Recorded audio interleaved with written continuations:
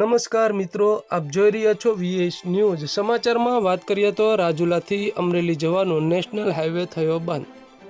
સમગ્ર વિગતની વાત કરીએ તો સાવરકુંડલાના બાઢડા નજીક રેલવે ફાટક પર બ્લોકની કામગીરીના કારણે હાઈવે બંધ થયો હતો।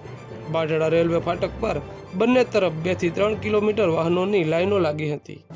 પીપાઓ પોર્ટના મસમોટા વાહનો અને ST બસોને ડાયવર્ટ કરવી પડી હતી।